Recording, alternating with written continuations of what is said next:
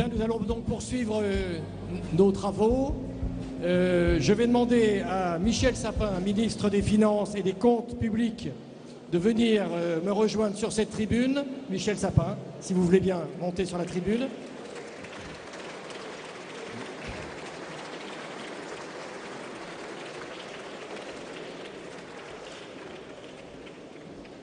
Bonjour Monsieur le Ministre, je salue également votre collègue Wolfgang Schäuble, votre homologue de l'Allemagne. Nous venons de partager 2 heures de débat sur ce thème Envie de France. Et je vais vous faire une toute petite confidence. Le MEDEF m'avait expliqué qu'on aurait 20 minutes d'interview tous les deux. Et en fait, il en est autrement puisque c'est une intervention, un discours important de votre part. Mais je ne vais pas résister quand même à vous demander si au fond, vu l'actualité de ces dernières 48 heures, vous-même, vous n'avez pas changé de portefeuille, vous avez gardé les mêmes responsabilités. Est-ce que ce qu'il s'est passé depuis 48 heures, je dirais, vous conforte, vous rassure? Et est-ce que ce sera plus facile de cohabiter avec M. Macron qu'avec, par exemple, M. Montebourg? C'était une forme d'anecdote pour démarrer, mais je vous cède la parole. C'était une bonne question de journaliste. Et c'est un compliment, hein. Je connais M. Leclerc depuis suffisamment longtemps pour qu'il le prenne comme tel. Mais si je devais commencer ainsi, je le ferais, Monsieur le Président. Merci de m'avoir invité. Et pour répondre dans la même tonalité, merci d'avoir maintenu votre invitation à la suite de ce changement de gouvernement qui, de mon point de vue et du point de vue qui est le mien en tant que ministre des Finances, me permet d'agir dans la continuité et dans la clarté. Je veux saluer Wolfgang Schäuble. Son nom est parfois difficile à prononcer. Il a eu la gentillesse de dire que parmi les 5 ministres des Finances, il ne m'a pas compté 2 fois, hein, les 5 ministres des Finances qu'il a eu à côtoyer, j'étais celui qui prononçait le mieux son nom. Cher Wolfgang, merci beaucoup de ta présence. Mesdames, Messieurs, je sais que la barre a été mise hier très haut. Je n'ai donc pas la prétention de passer plus haut. Le seul risque, c'est que je mette la barre plus bas. Je vais essayer de l'éviter. Et pour reprendre un terme bien connu des uns et des autres ici, hier, des déclarations d'amour vous ont été faites. Il m'appartient aujourd'hui de vous donner quelques preuves d'amour.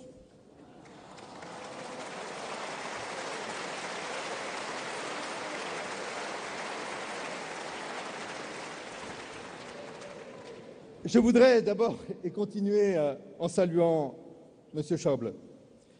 Saluer l'homme, saluer le ministre, saluer son courage, à la fois son courage d'homme politique et son courage personnel, sa volonté, son sérieux, sa politique aussi, sa détermination, qui est une force pour l'Allemagne, mais donc aussi une force pour les partenaires de l'Allemagne. Nous n'appartenons pas au même courant de pensée politique. Ça n'a échappé à personne.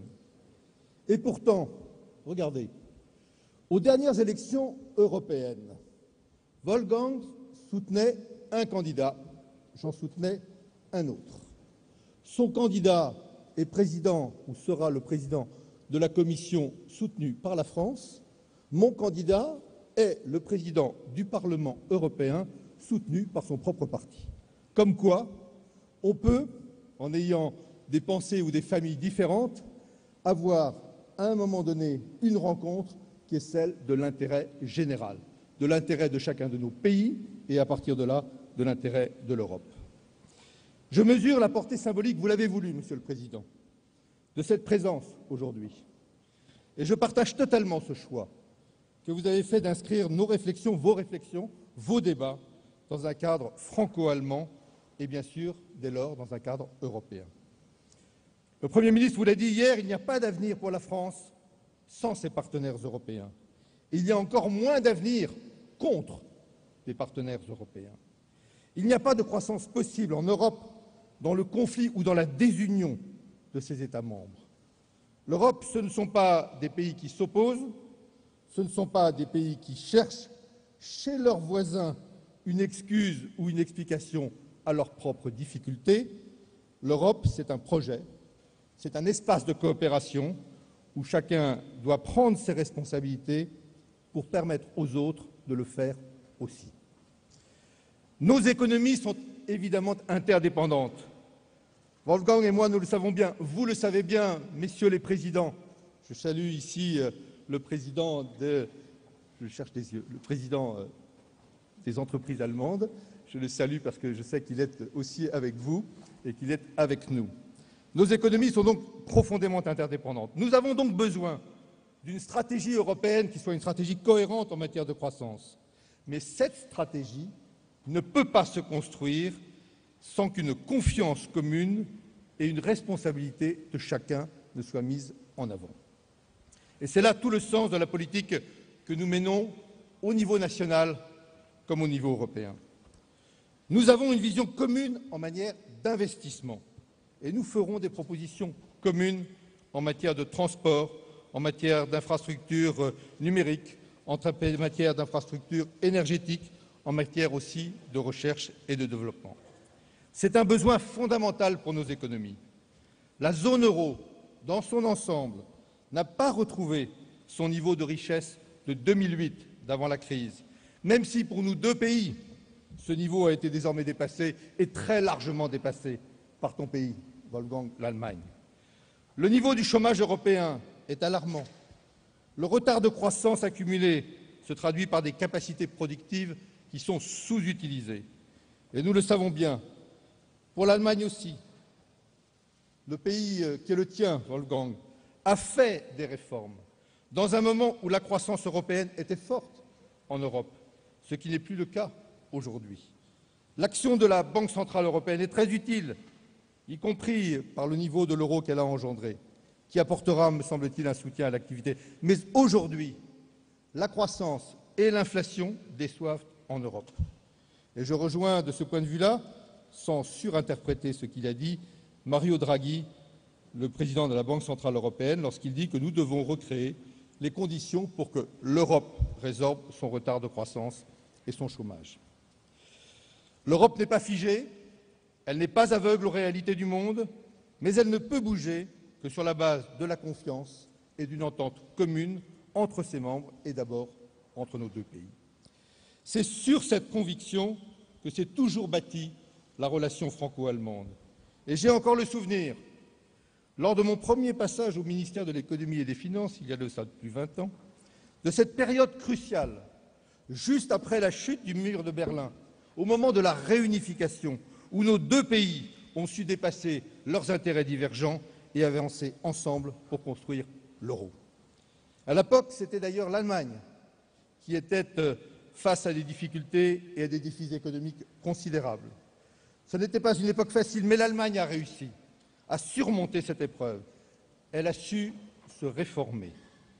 Certes, ces réformes ont pris du temps, plus de 10 ans, entre 2002 et 2012, mais elles lui ont donné une force nouvelle qui lui a permis, y compris, de traverser la crise sans trop de dommages. Et c'est aujourd'hui au tour de la France de rattraper son retard, après avoir perdu beaucoup de temps pendant plus de 10 ans. C'est le moment de se redonner les moyens de la croissance. Je vais le dire avec mon cœur et ma conviction. C'est notre responsabilité, à nous, Français, de nous réformer. Et c'est la responsabilité de l'État, du gouvernement, en premier lieu, de mettre en place ces réformes. Le président de la République s'est engagé, il a assumé pleinement sa responsabilité de chef de l'État, il a engagé la parole de la France et l'avenir du pays dans une stratégie de compétitivité, de redressement, qui implique des efforts, qui est tout sauf la voie de la facilité, mais qui est nécessaire. Ce cap, le Premier ministre, hier, l'a redit, confirmé devant vous. Nous nous y tiendrons parce que c'est le bon cap. Le Parlement a voté sur la stratégie globale d'économie et sur le pacte de responsabilité. Le nouveau gouvernement a été formé avec une ligne clarifiée. Nous naviguons face à des vents contraires, dans un contexte dégradé, c'est vrai, mais ce n'est pas parce que nous rencontrons des difficultés qu'il faut abandonner ou rebrousser chemin. C'est la constance qui crée la confiance. Un engagement a été pris dans le cadre du pacte de responsabilité et de solidarité. Il sera tenu. Mais la première de nos responsabilités du gouvernement, c'est de redonner aux entreprises les marges qu'elles ont perdues. Les marges des entreprises se sont effondrées, non pas depuis 20 ans, depuis 2007. Elles ont atteint, en 2013, un point bas historique, conséquence de la crise, mais conséquence aussi d'un certain nombre de décisions. Ce plus bas historique menace non seulement notre compétitivité, mais aussi l'existence même de nombreuses entreprises. Les prélèvements ont augmenté sous le précédent quinquennat, mais aussi sous le nôtre, parce qu'il a fallu, dans l'urgence, faire face aux conséquences de la crise financière et reprendre le contrôle de nos comptes publics. L'ensemble que constitue le CICE et le volet entreprise du pacte de responsabilité redonnera très exactement aux entreprises, j'allais dire même comptablement, l'équivalent des marges perdues depuis le début de la crise et depuis 2007. C'est cela, me semble-t-il, faire face à nos responsabilités. Je voudrais d'ailleurs, à ce propos, et parlant de CICE, dissiper quelques idées fausses.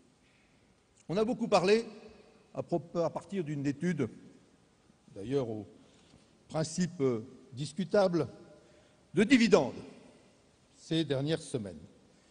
Et à la suite donc de cette enquête récente, certains ont pu ou cru, ou se sont plu, de bonne foi ou de mauvaise foi, à dire que les entreprises françaises se portaient le mieux du monde et affichaient des résultats exceptionnels au profit de leurs actionnaires.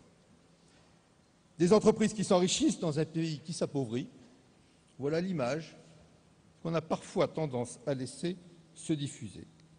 Et pourtant, vous êtes les premiers à le savoir, il n'y a rien de plus faux et de plus dangereux pour notre économie que ce discours-là. Les dividendes d'une quarantaine de sociétés françaises, oui, mais multinationales, tant mieux, ont certes augmenté parce que leurs bénéfices sont des bénéfices qu'elles font principalement à l'étranger. On peut le dire, mais ça n'est pas représentatif, évidemment, de la situation des entreprises de notre pays. La réalité, ce n'est pas celle-là. Oui, certaines régions, certains secteurs s'en sortent mieux. Pour eux, parfois, la reprise a déjà commencé. Mais pour d'autres, les difficultés sont toujours là. Pour beaucoup, vous le savez bien, c'est la question de la survie même de l'activité qui est parfois posée.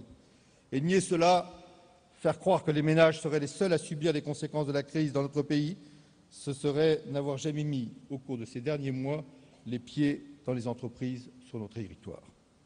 Et qu'on ne vienne pas m'expliquer que c'est grâce au CICE perçu pour sa première partie en 2014 que les entreprises auraient pu distribuer des dividendes sur la base des revenus de 2013.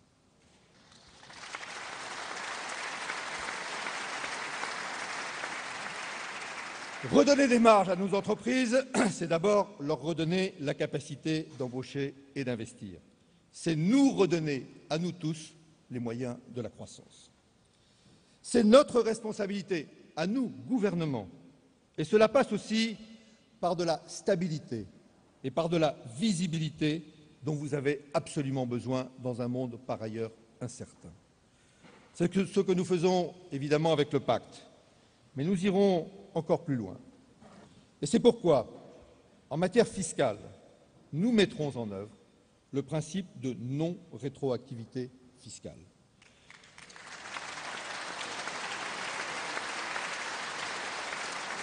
J'ai demandé à mes services de travailler sur une charte qui comportera des engagements profonds des uns et des autres, et tout particulièrement, évidemment, de moi-même, ministre des Finances et des Comptes publics, pour que ce principe soit affirmé clairement et fermement. Très concrètement, cela voudra dire qu'il ne doit plus y avoir de supplément d'impôt applicable à des exercices déjà clos, pas de majoration après la fin de l'année d'imposition, mais de la visibilité, de la garantie que les règles du jeu sont connues suffisamment à l'avance. L'objectif, c'est que ceux qui se lancent dans un projet, ceux qui prennent un risque, puissent le faire en confiance et en connaissance de cause, sans qu'en cours de route, une nouvelle norme fiscale vienne tout changer. Voilà l'engagement que je prends, que nous prenons aujourd'hui, qui répond à un besoin, et un besoin que vos représentants ont exprimé bien des fois lors des assises de la fiscalité des entreprises. Notre responsabilité, la responsabilité du gouvernement, c'est la stabilité, c'est la visibilité, mais c'est aussi la maîtrise des dépenses publiques et la réduction des déficits.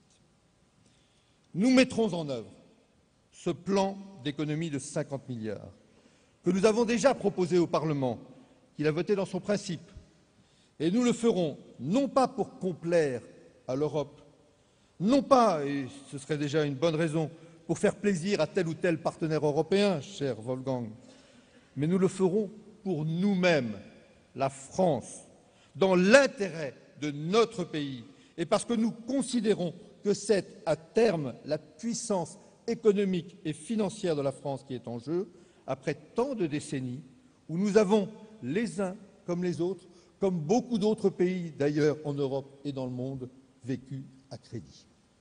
C'est une responsabilité que nous prenons par rapport à nous-mêmes, mais aussi, et je sais que vous y êtes sensibles, par rapport aux générations futures, par rapport à nos enfants, par rapport aux Français de demain, vis-à-vis desquels nous avons évidemment une obligation.